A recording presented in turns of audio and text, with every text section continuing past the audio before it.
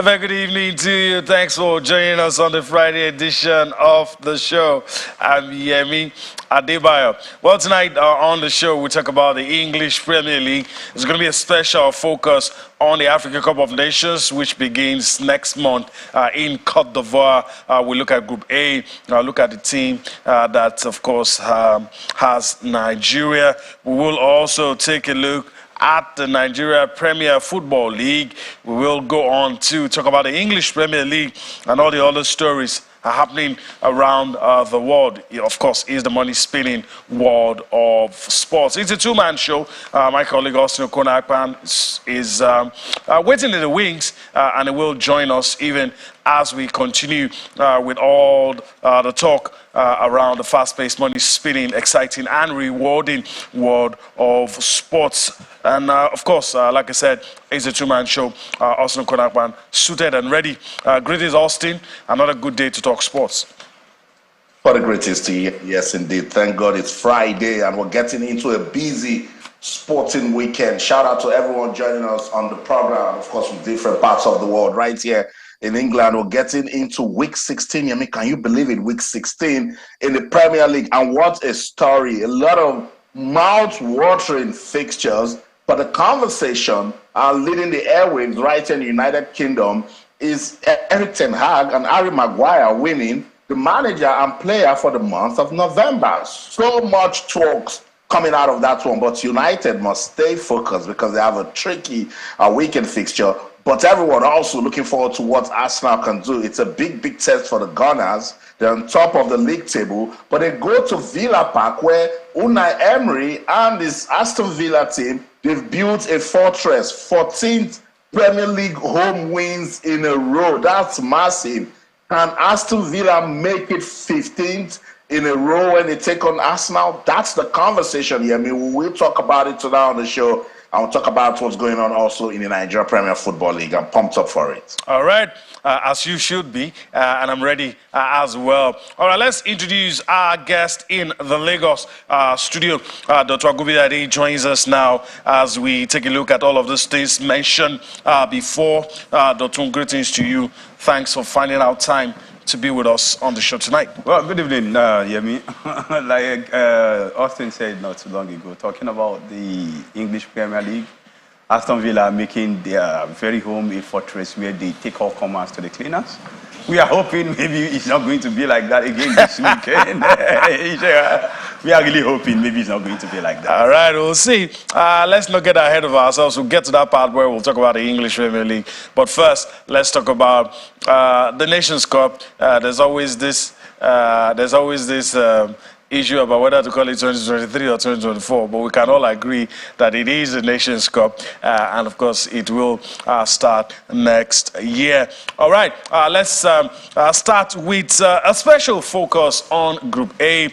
Group A has some interesting teams, has the host country in there, Nigeria, Equatorial Guinea, and Guinea-Bissau. I'm going to go to get across to the screen and so that I can highlight some of the things we want to talk about. Like I said, in Group A, Côte d'Ivoire, Nigeria, Equatorial Guinea, and Guinea-Bissau. All right, so let me just walk across and talk about it. And this is what you have in Group A. We've talked extensively about all of this, and we'll have a special focus on this. All right, after this, let's take a look at the games involving the Super Eagles of Nigeria. The first game involving the Super Eagles of Nigeria, all the games involving the teams. Yeah, let's go this route. January 13, 2024, Côte d'Ivoire up against Guinea-Bissau. January 14, Nigeria playing the first game against Equatorial Guinea. All of these games in Group A. Game 2, let's go to Game 2. Of course, in Game 2, January 18, 2024, Equatorial Guinea taking on Guinea-Bissau. Côte d'Ivoire will take on Nigeria. This might be a decider. Then on match day 3, which is Game 3 in Group A, Equatorial Guinea against Côte d'Ivoire, Guinea-Bissau up against Nigeria. We're having a special focus on that group. Dr. Let me just feel your pulse. Just about a little over a month to the Nations Cup. And the question at this point really is, are you feeling it? Is it upon us now? Are you feeling the vibes? Are you feeling that the Nations Cup is about to happen in just a little over a month? Of course. We are really set up for this particular tournament. It's coming up in January, talking about the most prestigious football tournament in Africa. On the continent. Talking about the African Cup of Nations. And like you just said just now, you asked just now, talking about being ready for this tournament. On our own side, we are ready, looking ahead and believing that the Nigerian national team, the Super Eagles, will get to the tournament and do us proud.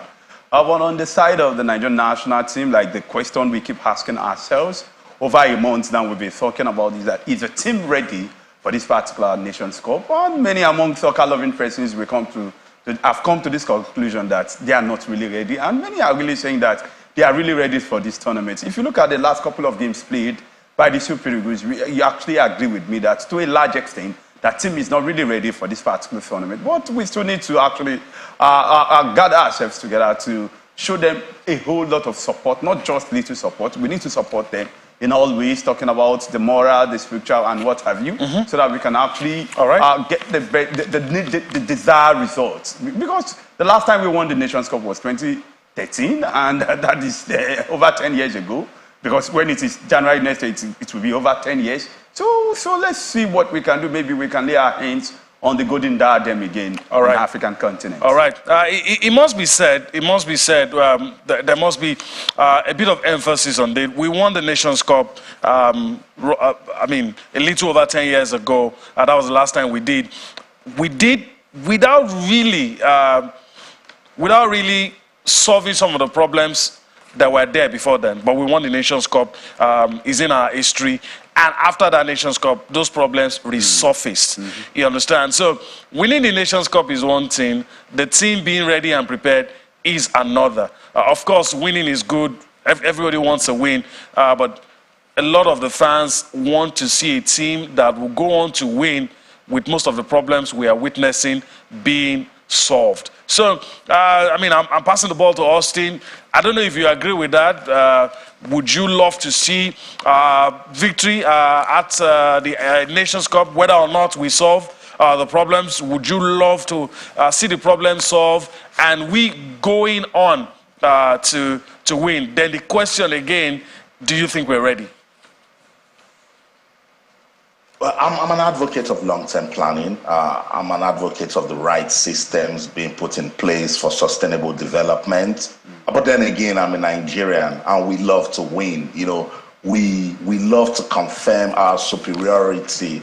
But football in Africa has come to a place now where you need to show workings. Never again will you just say, because you've got a big name, you come to the AFCON and people will start bowing down to you.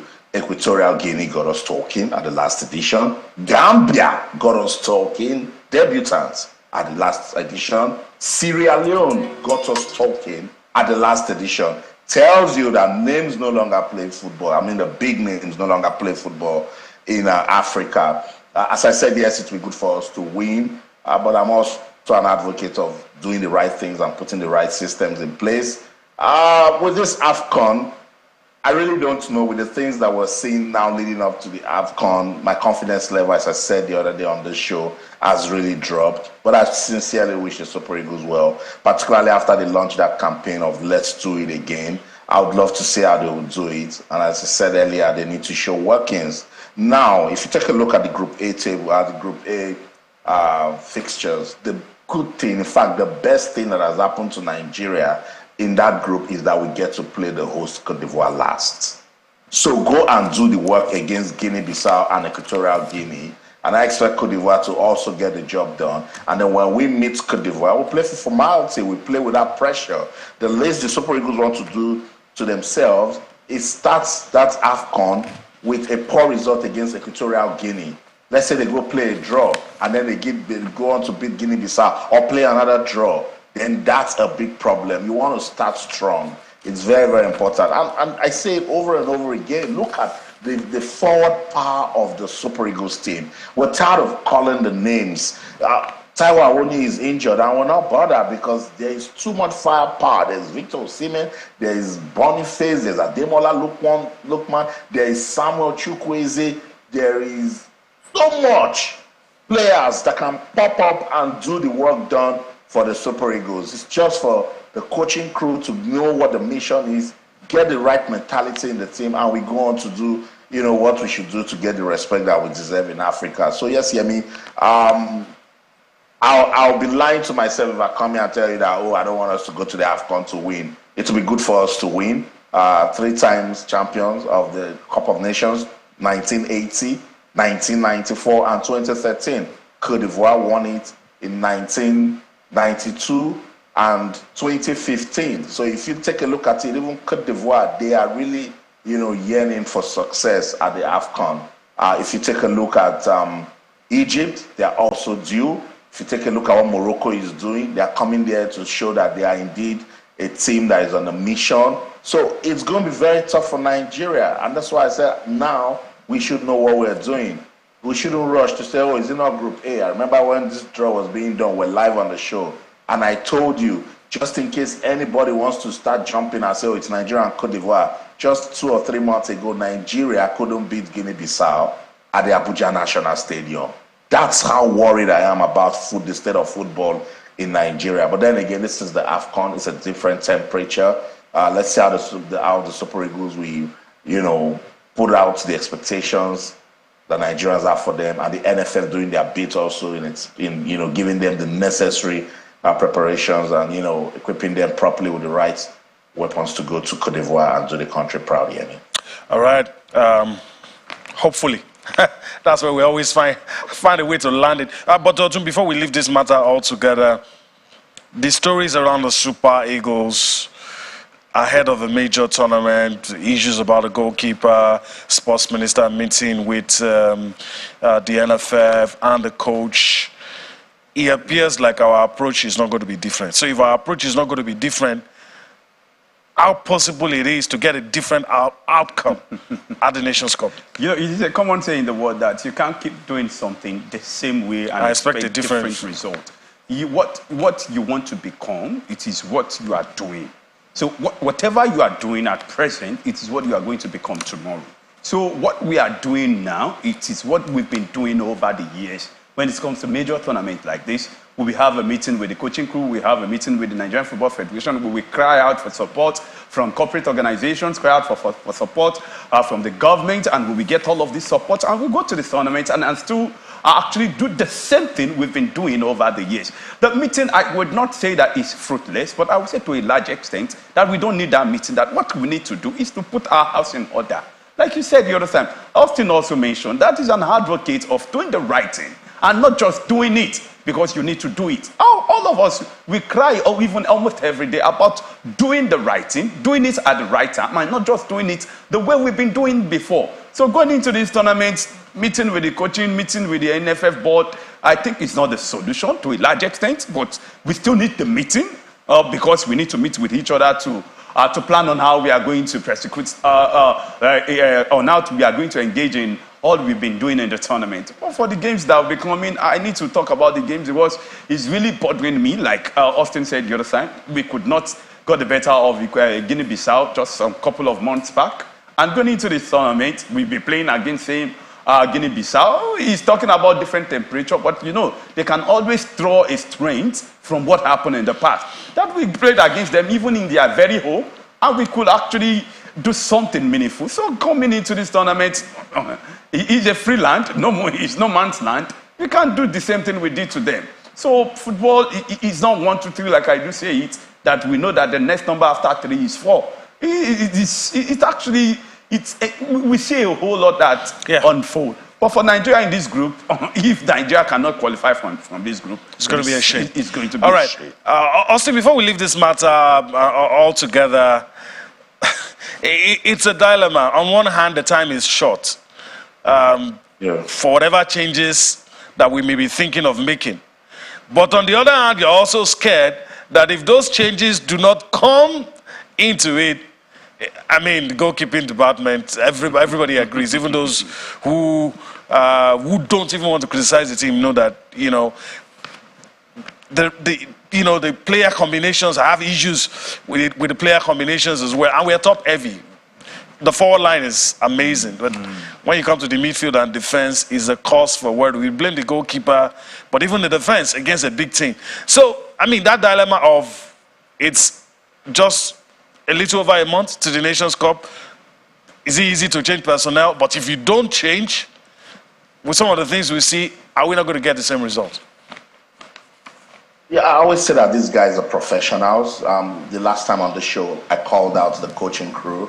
I said, if Francis Uzo or Maduka Okoye aren't doing so well, you've got options. Try some other persons, That's why you've got a talented pool of players being invited. And let's remind them again that this is the Super Eagles of Nigeria, the pride and joy of football and everything that Nigeria considers religion in terms of football followership amongst the people. So you cannot play with it. So there were talks that right after that meeting with the sports minister, Jose Pizarro, hinted that anybody that is misbehaving in the team will not get a permanent shirt. And I'm sure he was referring to Francis Uzo and the terrible performances he's been given in the team. And people started saying, and I'm part of that crew, saying, do you have to go meet the sports minister first before you know that you need to address an issue? Because we have said it over and over again. If you check the last 5 matches of the Super Eagles, goalkeeping issue has always come out as major talking points. And as a manager, as a leader, you identify problems, and then you assess that problem, and then you find ways to solve that problem. And even when you think you solved the problem, you need to keep monitoring it, So it just goes to tell me that talent identification in the Super Eagles tackle crew is zero. So you've brought in Ojo Olorunleke and Obasoge from the NPFL, and these guys are doing so well in their respective clubs, Wendell Insurance and Aimba. Give them a try, because you are using the same person over and over again. This isn't Manchester United that is trying to prove a point with Onana and saying to people that the guy is gone. This is Super Eagles. This is national team football. If somebody isn't doing well, you don't put them on the bench. You don't even invite them just so they know that there is competition in the squad. Yes, Yemi, it will be a problem if they don't address it. The other day, I also disagreed with what Peter Rufai was saying. He was trying to be a leader. He was trying to calm nerves. But this one has passed. Be careful. We have seen it over and over again. Cheeky goals, soft goals, goals that even when the ball we play on the streets of Lagos that will cause sets. If a goalkeeper you try that, nobody will put you in their set again. Yes. You will not see football to play. So we see that happening in the Super Eagles, and the coach is still staying with that same goalkeeper, then there's a problem. That means this is a coach that is scared of changes that are inevitable. In football, change is inevitable. So you tell me now that if Francis Uzo gets injured, are you not going to make a change? Now he's not injured, but he's not playing according to expectations. He's letting his defenders down. You have to put him on the bench for him to learn. You have to also encourage the other guys who are invited to the team that they also have a place in the team. So I totally agree with you. We should call a state of emergency with the goalkeeping department in the Super Eagles. If possible, audition new players from the NPFL and say, come, let's see the ones who are really good and we'll play you. Because over and over again, we cannot keep doing the same things and expect a different result. So I'm among those people who say, for those that have been given a chance in the Super Eagles and they failed, let them now sit down and watch other persons do it. And it's all about taking a chance. You might just give Ojo Olorunleke that chance and he will forever make it happen. 2002, a young Vincent Enyama was monitoring what Ike Shoromu and the other goalkeepers were doing, but he was given a chance to come on against England, and he made a world-class save from Paul Scholes' efforts, and Vincent Enyama has gone to become one of the icons and legends of football in Nigeria. Give people a chance, Jose Pizarro. If you cannot do it, then let us know you can't do the job. Let's go on this quick break. When we come back, there's so much more to still talk about on Sports Tonight. Don't go anywhere.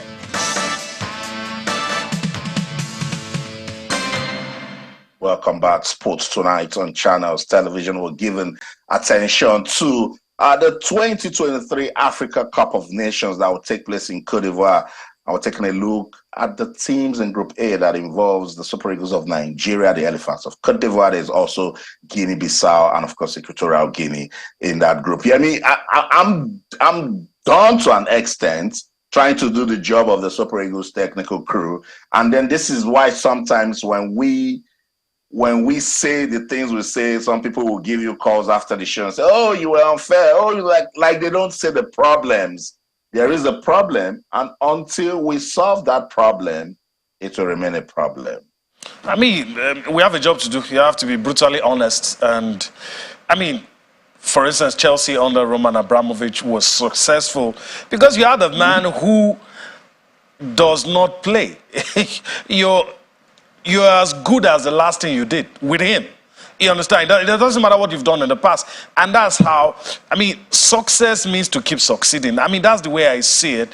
And look, I know that a lot of people have said in times past, you give people the chance so that there will be no excuse if you say they have failed. But the signs are not good. I don't have a problem with the goalkeeping situation alone. I have a problem with the handler of the team. And if I want to go by what we have seen since he's been in charge, it's same of the same. Of course, you're right. If you even take a look at his record, his past record before he took charge of the Nigerian national team, you can say it over and over that he has not been a success. And coming into the Nigerian national team, being the major handler of the Super Eagles, we were expecting that because of the array of stars that we have in our kitty, that is really going to actually help him achieve a whole lot of success when it comes to managing the team. But so far, so good. If you check the number of games played, wins and draws and losses, you definitely see that he has not changed from who he used to be. Talking about not getting the result when it's you know what? Most, the NFF, the sports ministry have decided they're going to go with this man. So let's fingers crossed. Let's see. But of course, we're patriotic Nigerians. We want the best for the Super Eagles of Nigeria. Hope against hope. Whatever happens, may all go well with the Super Eagles of Nigeria. Let's switch gears now and talk about football, club football on the continent. Nigeria's representative, of course, Rivers United, will be in action in the CAF Confederation Cup. Let's talk about them against Club Africain. They're going to be in action. Let me just go across and we're going to take a look at the fixture, at the situation they find themselves in their group. We're also going to see the table. Let me just quickly go across and show to you Rivers United playing at home against Club Africain. The match is going to be on Sunday, and I just hope against North African sides, even when they're playing against us at home, they are experienced campaigners. They know how to get these results. But then again, you can take consolation from the fact that it's not a two-legged affair. It's a round-robin situation. Hopefully, Rivers United will be able to get the job done. Austin, your thoughts ahead of this game? Blake, it's one that I just need to hope. It's one I need to believe because the records don't look good. They've met 4 times, and 4 times it's been Club Africain. In 2015, they came to Nigeria, beat Rivers United 3-0. Second leg ended, I think, 2-0. In 2017, they came back again. They won 3-1. Second leg, the same thing, they went on to win. So Rivers United, they won the second leg, I remember, in 2017 by 2-0. Rivers United, they've put themselves in this difficult situation because I thought they would have done more than enough to win that last game against Dream FC. They lost it by 2-1. Club Africain went on to win their own, and they are on top of that group table. And that's how you want to come into this sort of game. Why am I not super duper confident that Rivers United will do something? I think they don't know how to play New York. They don't know how to play away from home. It's a big problem, Even if they score goals, they concede very soft goals. Even when they try to want to play well, they become a bit careless, take their eyes off the ball, and you find out that somebody will just make a very unacceptable tackle and there's a red card or something. And with these North African teams, you don't want to, promote their attack. When they're attacking you, when they're on the offensive, the best way to shut them out is get offensive too. If you try to defend, then you're going to put yourself in a lot of problems. That's why whatever Remo Stars did when they played Asfa or Morocco, Nigerian club side should go and watch it, particularly that away game that they did not lose. There was just something about them coming out on the offensive. Now with Rivers United and what they have gone through with Club Africain, they might want to come out with a little bit of care. Sometimes I tell people, it's okay to be careful when you're playing football, but when you're meticulous, you're showing too much respect to your opponents, and then they will take advantage, and if they build momentum and sustain it, then you are finished. The least Rivers United shouldn't do in that fixture is to make Club Africain play easy and maybe win 2 or 3-0. That would be an insult, because I think if they come out, if they play at their best, if they avoid mistakes, if they get to try in terms of strategies and substitutions, I really need to give Coach Stanley Eguma a call. There was a time he was so good with his substitutions, but these days, I think he's not getting it right. So maybe we just need to rally around Rivers United, wish them all the best, let them know that it's also a national project. Don't lose to Club Africain. It's becoming an insult. If you lose now, the head-to-head will say 5-0. Now it's 4-0. Just try, do the best you can, win this game so that you gain prominence on that table. Because if they don't win it and Dreams FC go on to beat Lobito, then we'll start calculating again, and it's going to be very, very difficult. With this one, I can't call it Yemi. I really wish Rivers United can do something, but I can't call it. I'm not worried. I'm scared about this fixture because the North Africans, they know how to play Nigerian teams, All right. and when we want to lose to them, we lose so well. Wow, that's scary. All right, Austin talked about it, referenced it, Group C standing. So let's just quickly take a look before Dotun gives us his opinion. Club Africain sitting pretty on top of Group C, 6 points. And Austin highlighted the fact that the last game, Rivers United let it slip. They could have been on 6 points too as well. But they get a chance on Sunday to claw their way back to the top. Let's see what happens when they play against Club Africain. Dreams FC and Academica are also in that group, and Dreams FC 3 points. Academica yet to get a point. Dr. We're pressed for time, but quickly your thoughts. Austin said it's always been a one-sided affair when they play against Rivers United. What can they do differently? In probably 45 seconds. What can they do differently? I know they have a good side. Well-supported side, it must be said. Even though some of the stories we heard recently, I just hope it's not true. I hope it's not true because they've been a well-funded side. So I was shocked to see some of the headlines recently.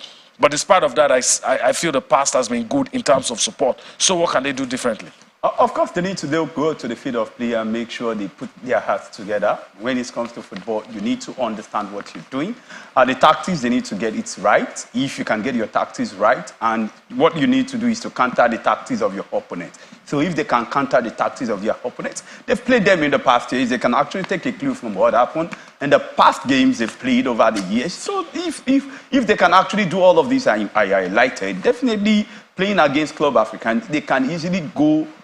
They can easily get the better of them. Talking about winning them here in Nigeria. Then if they can get the maximum 3 points, going into other games will be quite easy for them. All right. I hope that's what will happen. All right, let's come home now and talk about the Nigeria Professional Football League match day 13 fixtures. We're racing against that. We'll see how much ground we can cover. Match day 13 fixtures in the Nigeria Premier Football League. That's our next spot of call. Let's see if we can get it on the screen for you. All right. So there you have it. On Saturday, that's tomorrow, Doma United will be up against Kano Pillars, Benel Insurance up against Sunshine Stars. These two matches will be played tomorrow. Then on Sunday, Aqua United up against Lobby Stars. Bayelsa United will try on Enugu Rangers for size. Eima International will be up against Abia Warriors. That's an Abia derby. Gombe United will be up against Heartland. These are matches to be played on Sunday. Let's flip quickly and also talk about Niger Tornadoes up against Plateau United. Remo Stars up against, this is definitely going to be very interesting. Remo Stars up against Kwara United. Then, of course, Shooting Stars up against Katsina United. All of those matches will be played on Sunday. All right. Austin, in spite of the distance, you seem to be following the league very well. So, your take on match day 13 fixtures. Let me even put this forward to you. Any likelihood of an away win? It's going to be fierce, likelihood of an away win. The Oriental Derby somehow is whispering to me because Abia Warriors, they know how to play the Oriental Derby and they'll be going up against Eimba. I'm not saying much, but I think they can do just enough to get us talking. Unless Eimba comes out guns blazing and say to themselves that they cannot allow any form of sleep and then they will get that result. Rangers can believe against Bayelsa United. Bayelsa United, they sit bottom of the league table, so they're not doing so well. Rangers started fairly well, but now they've dropped off. I think they've dropped off the top 10 on the table, so they would want to fancy their chances against a struggling Bayelsa United. With the way Aqua United they've played this season, it's so disappointing. I think just one win from 12 matches. Lobby Stars can believe because Lobby Stars, they're doing so well this season. They're tied on 23 points with Remo Stars, but on goals difference, Remo Stars leads. That's why they're on top of the table. So who says Lobby Stars cannot go to Yo and see if they can do something against Aqua United? Aqua United need to be at their very best if they want to get anything out of that one. I see that game between Doma United and Kano Pillars. That one should definitely get us talking. And Doma United, they are flexing muscles with the big boys. After 12 matches, they are third on the log. They have 22 points. Let me tell you, did you know that Doma United, they are the team with the fewest number of losses? They've lost just 2 matches this season. Remo Stars are on top of the table. They've lost 3 matches. Lobby Stars, they're second. They've lost 3 matches. Doma, they've lost just 2, but they have more draws, and that's why they're third on the log. If not for the draws, Doma should be leading the table. And against a decent Kano Pillars team that has gone out of home to win very well, and they're gaining some sort of momentum at the Sani Abacha Stadium, making it a fortress. That is a big test for Doma United. I'm sure they will not respect Kano Pillars, and they would want to show Gombe United how to beat the big boys here, man. All right. Austin has given us his take. Dotun, quickly, any areas you feel we might see some surprises? I don't think we are really going to see surprise this weekend. I'm not really sure. But if you take a look at the games we'll be seeing this weekend, they are wonderful games that we've been looking out for. Like Remo Stars, Remo Stars have been astonishing this season so far. Remember, like Bendel Insurance last season took us by surprise, though during the latter part of the season they dwindled. But for Remo Stars, they've been up and doing this season, and says that the management of the football club, they are really doing something right, and which a whole lot of clubs in the Nigerian Premier League needs to take a clue from, actually talking about managing their team properly. Then if you take a look at the game, it's a game that's I'm really looking out for. Talking about the Remo Stars against Kwara United. Kwara United, they are also a decent side. Over the years, they've been wonderful, all trying to be in the Nigerian Professional Football League, just to be among the big boys, as always. And so that game is really going to be keenly contested, but I think Remo Stars will still be taking them to the cleaners. Another game I want to talk about is the one between Insurance and Sunshine Stars of Akure. Sunshine Stars, they are my darling team.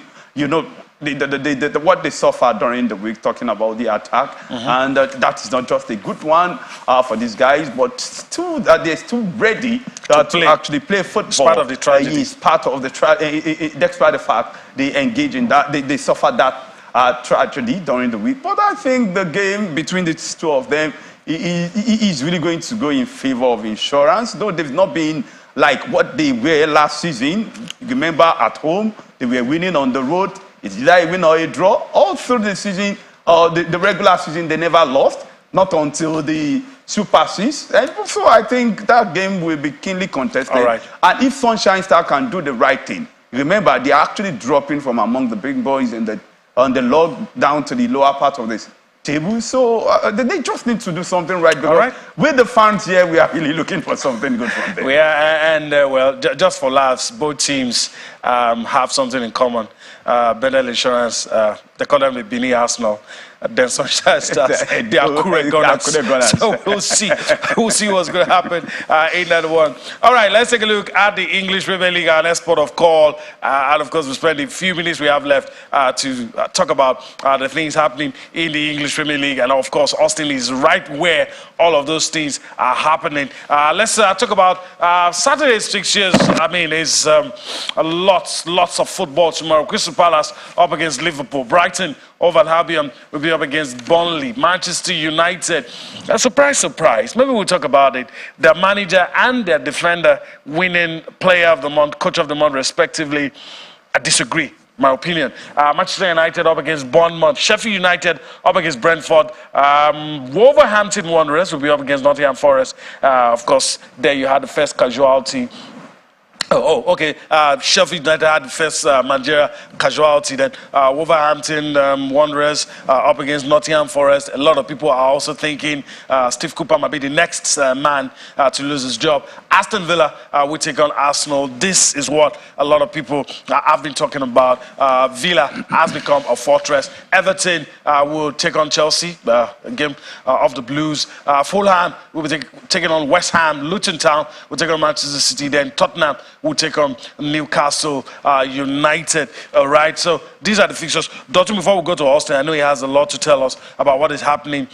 But for laughs, do you think Harry Maguire and Eric Ten Hag, do you agree with both players named coach and manager of the Yeah, if you check the statistics. The stats. Yes, you definitely say yes to that. If you look at what they've been able to do in the last 1 month in the EPL. Or is it just me? Is it just me? I'm just remembering. So, okay, all right. No. If you look at the wins, the draws, the team. The results. Yes. The result actually puts them among the best. Not just putting them among the best. Just for November. Yes, just for November. Okay, all right. Because they did something right in November. Remember all the wins, even the one they had against Chelsea. Okay. Just a couple of days back. All right. It says that the team. They are on the right track. Okay. All right. A lot of Man United fans will not agree, but it's your opinion. All right, Austin, your thoughts. I mean, you made us go in that direction by reminding us. I didn't even remember until you said it. Then, of course, a lot of people, the Arsenal Villa game, people were talking about that one as well. Longest winning streak, I think only second to Real Madrid, right about now. Yeah, but let's talk about Eric Ten Hag and Harry Maguire being named manager and player for the month of November. Yes, everyone has reasons to question what has happened, but Manchester United did just enough to get us talking about them in November. Say whatever you want to say, that it was Fulham, Luton, and Everton that they defeated, but they didn't concede.